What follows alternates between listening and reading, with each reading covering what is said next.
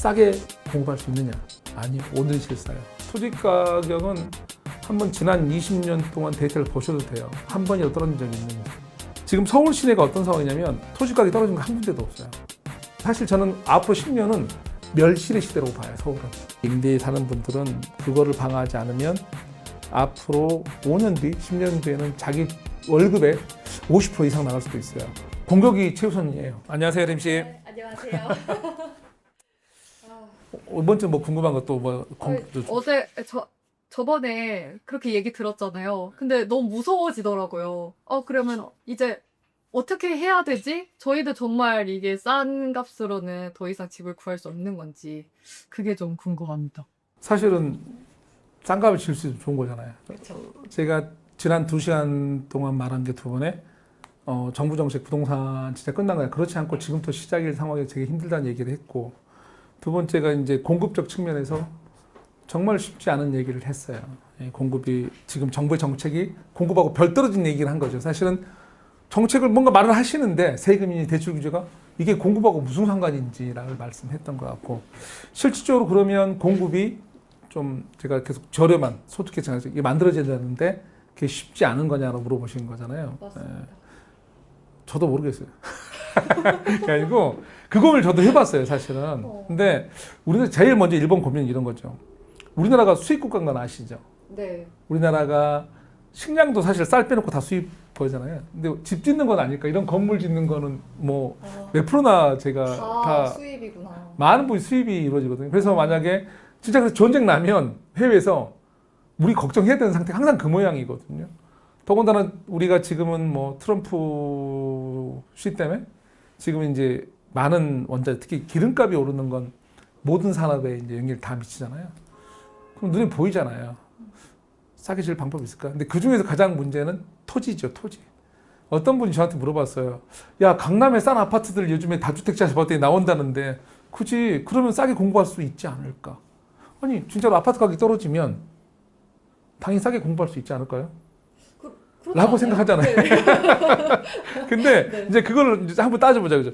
이것부터 따져봐요. 자, 집을 짓는 데는 우리가 아파트 지으려면 1번은 이제 하나 플레이 뭐 항목이랄까? 토지가 중요하죠. 그럼 아파트 가격 떨어지니까 뭐 신축 아파트 떨어져야 걔가 재건축할 건 아니잖아요. 뭐 재건축 아파트는 이런 게 중요한데 토지가 가장 많이 자료가 나오는 데는 이 각 구마다 보면 아파트만 있지는 않아요. 단독주택 지역도 있잖아요.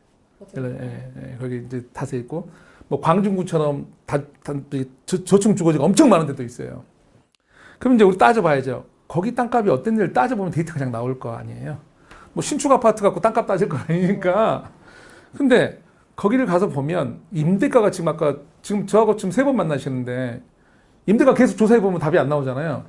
임대가가 떨어지지 않는데 땅값이 떨어질 수 있을까요? 그러니까 지금 서울 시내가 어떤 상황이냐면 토지 가격이 떨어진 거 한 군데도 없어요. 더 심한 거는, 그러니까 정부에서 이렇게 누르니까 이게 이상한 작동인데 정부에서 이렇게 누르잖아요. 그러니까 집을 사기 싫어해요. 특히 서민주택을. 광중구 같은 얘기를 하나 할게요. 네. 광중구가 서울에서 한 3위 안에 들어가요. 저층 주거지로. 한 70%가 저층 주거지거든. 4층이야. 근데 여기니까 사람들이 집을 안 샀잖아요. 근데 임대가가 지금 쭉쭉 올라가요, 거기가. 노후도 엄청 차고, 재개발도 엄청 많고. 근데, 그러니까 땅값이 떨어지질 않아요. 이게 임대가 너무 오르죠. 근데 뭔가 공급을 해야 되잖아요. 그러니까 공급이라고 거기서 집 짓는 거 있는 거 몇 개를 가보면 LH가 짓고 있는 거예요. 다. LH가 매입 임대 해주는 것들. 그 외에는 민간은 답이 없어요. 정부 정책을 누르니까 안 사죠. 특히 전세 사기 때문에 안 사죠. 이럴수록 공급이 없죠. 정부정책 더 하니까.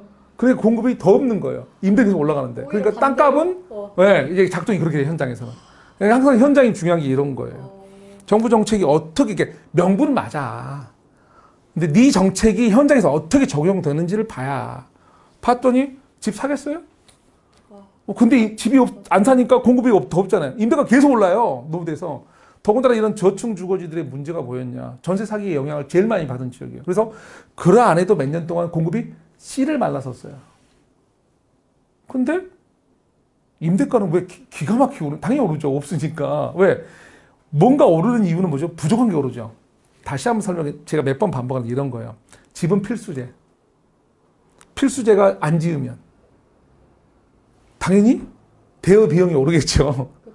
근데 필수제 중에서 가장 많이 필요한 집 소득 양파 시대 아래 계층. 그 아래 계층 집을 우리는 지어본 적이 없어요, 몇 년간. 아예 안 지었다는 건 아니지만 그래서 데이터만 찾아보셔도 공급 물량이 어마어마하게 내려가 있잖아요, 지금. 답이 없어요. 근데 거기다가 대통령께서 자, 지금부터는요, 세금 혜택을 다 말씀하세요. 누가 사겠어요, 그거? 공급이 더 안 져주죠. 그럼 이게 이론과 그 실제 현장이 다르게 네, 완전히 나오는 다르게 건가요? 작동하죠. 네, 그래서 우선 우리가 아까 싸게 공급할 수 있냐고 물어보면 땅값이 우선 싸줘야 되는 게 제일 1번이잖아요. 네, 땅값이 싸질 여지가 현재 보이지가 않는다. 아파트 가격 일부 신축이랑 내려갔다 해서 이게 떨어지냐? 아니다라고. 특히 아파트도 지금 임대가가 쭉쭉 오르고 있죠. 그래서 임대가가 내리는 올라가는 상황에서는 토지 가격이 내려가지가 않죠. 이제 더 나아가서 이제 건축비죠. 플레이가 여러 명 있어요. 하나만 끝나는 게 아니에요. 왜 이렇게 원가가 힘드냐면 건축비가 우리가 아까 수입한다고 그랬잖아요. 처음에. 상당히 수입 부분 많이 있겠죠. 중국제도 수입하고 뭐하고 해야 되잖아요. 사실 제일 걱정되는 게 나는 중국이 공장이었잖아요, 원래. 근데 중국이 진짜로 중국도 고령화가 심각하거든요. 중국이 공장이 안 돼버리면 우리나라 원가 어떻게 될까 물어봐요. 엄청 더 네. 이게 남나라가 안 된다고 좋아하는 게 아니에요. 제가 공장일 때 우리가 싸요. 공장이 아니면 심각한 거죠. 이런 것들 많잖아요. 더 나아가서 또 뭐가 있냐면 이 우리가 재개발 사업이건 아니면 우리가 택지주 가서 아파트를 짓건 돈 문제. 돈을 자기 돈으로 지을까요? 빌려와서 지을까요? 빌려와서. 네. 자, 금리 문제 이슈예요. 우리가 서브프라임 때 미국 시대에 그 몇 년 동안 미국에서 한 번도 없어 본, 전 세계 경제에 없어 본 제로가 없는 시대. 일본 빼놓고. 일본은 있으니까. 자, 없어 봤잖아요. 그 시대에 우리는 박원순 시대부터 이걸 지나쳐 왔단 말이에요. 뉴타운 해제해버리고 해서 아파트를 공급할 수 있는 여건을 다 엉망을 만들었는데 지금 상황에서 자, 우리가 금리가 어때요? 안 싸요. 많이 높더라고요. 네. 자, 며칠 전에도 우리 한은 총재님께서 금리를 동결시켰죠. 사실 우리가 미국보다 금리가 높잖아요. 사실은 낮나요? 높나요? 우리가? 지금 높지 않아요. 높잖아요. 원래는 사실 미국가 맞춰주려고 해서 같이 따라가는데 안 따라가잖아요. 왜? 내릴 상황이 아니잖아요, 우리가. 아씨, 우리나라 경기도 경기 안 좋고 내려야 된다고 말을 많이 하지만 어떤 사람들은 지금 인플레가 걱정이 너무 많이 올려야 되잖아요. 뭐 이런 상황에서 자, 가장 핵심 요소인 토지, 건설 원자재 문제, 왜? 해외에서 수입하는 거는 우리가 컨트롤이 안 돼요. 지금 우리 석유 문제도 우리 이재명 대통령이 너무 잘 아시죠? 최고 가격제 매기고. 그건 좋은데, 그건 약간의 방어를 한 거지. 올라간 걸 막은 게 아니잖아요. 맞아요. 왜 수입이 올 건데, 우리 수입 물가인데. 그죠? 그렇게 돼 있죠. 그 다음에 이제 금리 문제, 해결이 안 되죠. 역으로 저는 물어보죠. 어떻게 싸게 만드냐고. 모든 물건은 원자재 가격이 있는데 가장 중요한 토지 가격 답 안 나오지. 그래서 공급이 힘든 이유 중에 하나가 이게 답이 없어요. 더 웃긴 건 이런 거예요. 아파트를 공급하고 뭐 이렇게 해야 되는데 아까 서울 도심의 공급은 대규모가 이제 정비 사업 위주로 이 민간 일당을 위주로 한다 했잖아요. 물가 상승기에 이제 제일 문제되는 게 뭐냐면 추가 부담금이에요. 즉 공사비가 우리가 아파트 진다 처음 시작할 때 평당 100원이야 이러면 짓는 도중에 계속 올라가죠. 뭐 우리 첫 계약일 이렇게 했으니까 그걸 지킬 수 있느냐? 전혀 그렇지가 않아요. 왜? 올라가는 걸 시공사도 마진율이 뻔한 건데 나 세워 줘야 돼요. 같이 망할 거야? 그럼 그 추가 부담금이라는 게 네. 실질적으로 어떻게 작용을 하는 거예요? 이런 거죠. 추가 부담이라는 게. 원래는 약속을 제가 혜림 씨하고 해요. 제가 네. 건설사면. 혜림 씨, 우리 평당 한 500에 지을게. 약속을 다 썼어요. 물론 거기 특수정 몇 개 적용이 있어요. 근데 지난번에 제가 전 겪어봤거든요. 사실은. 짓는 도중에 금리가 엄청 오르고 원자재 전쟁 나고 뭐 다 하잖아요. 올까 공사비가 올라가서 내 마진율을 넘어서는 거예요. 적자가 나는 상황이 되는 거예요. 나는. 그럼 어떻게 해요? 그러다가 혜림 씨한테 돈 더 줘 그래요. 그럼 혜림 씨가 그러죠. 휴약금. 그럼 알았어요. 나 그냥 부둬놨게요. 그렇게 결론이 같이 죽어야지. 근데 조합 사업이잖아요. 재개발은 김씨, 이씨, 박씨 모여서 그래 집을 짓는다 그랬잖아요. 조합 사업은 누가 사업 주냐면 조합원이. 조합원이 내가 건설 모르니까 정비업체 쓰고 건설할지 모르니까 시공사 드리고 돈 없으니까 내 땅을 담보로 시공사 전부 쓰고 은행에 돈 빌리고 즉 사업 주체예요. 그래서 여기 공장이 서서 아파트 쓰다가 섰어. 망하면 그 추가된 이자 누가 책임져요? 조합. 이걸로 한 몇 년 가볼래? 아니면 줄래? 자, 이런 거잖아요. 자, 이런 이슈, 즉 물가가 상승 시기에 이게 있어요. 자, 그러면 우리가 사업주가 좋은, 좀 이렇게 서울에서 말하는 좀 요지의 것들은 그래도 분양가가 있잖아요. 분양가 상한제 있다지만. 그러니까 갈 수가 있죠. 이런 식의 지방은, 이런 시기에 변두리는, 거기 사업이 있는 사람들은 공사비는 이런 거 예를 들면, 물론 완전히 똑같지는 않지만, 뭐 이렇게 뭐, 저기, 시멘트 이런 거 들어올 때 뭐, 교통체증 때문에 현재 그래도 비슷하거든요. 서울의 아파트 값 짓는 거하고 부산 짓는 거하고 똑같아요, 틀려요? 당연히 다르지 않아요? 거의 비슷하죠. 아, 그래요? 건축비만 다른 거. 그러니까 땅 빼고. 건축비는. 건축비, 맞아요. 시멘트 값, 철근 값 똑같은 거의 비슷하다고 생각하면 되잖아요. 차이 약간 있겠지만. 자, 그런데 분양가는 어때요? 완전 다르죠. 네, 그러니까 이런 거예요. 서울에서 아파트 사업을 했는데 조합원이 100명인데 200채가 나왔어요. 그럼 100채를 팔 수가 있잖아요. 이때 분양가 수익이 나는 거하고 지방에서 100명이 됐고 100채 하는 거하고 수익이 틀리잖아요. 여기는 커버를 할 수 있죠. 지방은. 되죠. 그러면 어디다 사야 돼요? 서울에 그나마 그 공급도 서울 이슈를 말씀드리는 거예요. 그래서 사실은 우리가 분명히 이게 원가구에서 분명히 공급의 어떤 걸 봐야 되거든요. 좀 현실적으로. 근데 현실적으로는 현장에서 작동하는 거는 아까 처음에 말했던 대로 다르게 작동을 해요. 이 토지 가격 이런 거에서 특히 공급, 특히 이 수요가 없게 만들어버리면 이 서민주택은 공급할 방안이 없어요. 그걸 너무나 묶는 방식으로 갖고 그 다음에 이제 두 번째 문제가 현실적인 이제 실제 재료비들. 재료비에는 금융 이자도 들어가요. 너무나 다 막혀 있는 거죠. 더군다나 이제 좀 플러스 더 얘기한다면 이렇게 위기가 오거나 정부 강화하면 은행은 제가 아까 한번 설명드렸잖아요. 비 올 때 우산 뺏는다고. 은행은 남의 돈을 관리하는 거잖아요. 그 정상적으로 하려면 이럴 때 규제를 강화해야죠. 은행 자체로. 혜림 씨 돈 지켜야 되잖아요. 내가 은행이에요. 맞잖아요. 그럴 때 그러면 어떻게 되냐면 이런 상황이 되면 지켜야 되니까 더 강화해서 돈을 안 내버려요. 쉬운 말로 아파트를 짓는데 우리는 이제 우리나라는 구조가 연대보증 구조예요. 시공사도 예를 들면 규모가 매출이 1년에 1,000억대 하던 거를 뭐 한 500세대 짓는데 기준을 세웠으면 이런 시기가 오면 어떻게 더 기준 강화되잖아요. 그러니까 더 튼튼한 애를 불러요. 야, 삼성 와야 돼, 안 돼, 안 돼. 너 그 정도가 안 돼. 너 그러니까 100이 안에면 뭐 50 안에 들어가야 돼. 이런 기준을. 그래서 기준이 강화되면 이거는 공사비를 더 주게 돼 있거든요. 더욱더 안 좋아지고 이 구조에서는 공급이 더 힘들겠죠. 왜냐하면 그래서 경제 위기가 오면 뭐 누가 말처럼 뭐 잘 모르는 분들 땅값이 떨어져서 그 IMF처럼 아무것도 모르는 분 얘기고 금융 입장에서는 더 심한 기준의 강화를 시켜야 돼서 시공사도 더 좋은 놈, 더 큰데 그러면 다 돈 문제예요. 즉 공급을 조그만 데는 아예 못해요. 안 좋은 데. 그래서 공급은 더욱더 힘들다. 그래서 오늘은 이제 이렇게 얘기 드리는 거예요. 처음에 이제 부동산 시장이 전혀 끝난 거 아니고 오히려 더 잘 봐야 된다고. 왜냐면 잘못하면 진짜 지옥가요, 지옥. 그리고 이제 두 번째는 공급에 우리가 정책적인 우리 지금 이재명 정부에서 말한 것들이 현실적 공급 문제하고 좀 동떨어진 관계없는 문제라는 걸 얘기 드린 거고 지금 세 번째는 싸게 공급할 수 있느냐? 아니요. 오늘이 제일 싸요.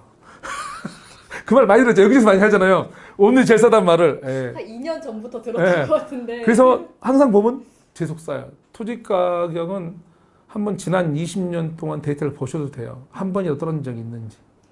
그러면은 서울에서. 진짜 국가를 믿고 네. 이제 조금 있으면 떨어질 테니까 조금만 기다리자. 이게 절대 안 되는 거네요. 이제는. 국가를 믿고 이제 혜림 씨가 소득이 뭐 저기 아래층으로 내려가고 그다음에 애는 한 30 낳고 그다음에 뭐 몇 가지 조건이 있어요. 붙으면 국가에서 집을 줘요. 근데 그거 아니시라면 국가가 노력을 하죠. 국가 노력 안 한다는 소리를 하는 건 아니에요. 근데 항상 현실적이라고 그랬잖아요. 우리는 공산주의 국가가 아니에요. 우리는 민주주의예요. 자본주의예요. 그 현실을 적용시켜서 현장을 봐야 되고 거기서 우리가 계속 이렇게 도와줄 수는 없잖아요. 거기 사회적 비용인데 아무리 이런다고 해서 LH에서 그 모든 집을 지을까요? 모든 공과주도 LH에서 지을까요? 그것도 안 되죠. 세금 다 어마어마하게 들 텐데 안 되는 거예요. 그래서 정말 계속 얘기하지만 제발 정책이 현장에서 어떻게 영향을 미치는지를 따져서 나의 방어 전략, 그리고 아니면 방어에는 이제 공격도 있잖아요. 사실은 지금처럼 이런 시기 있잖아요. 이런 시기에 방어 전략, 차별화되는 것들, 지역 차별화가 되는데 지금 오히려 사실을 공격할 때예요.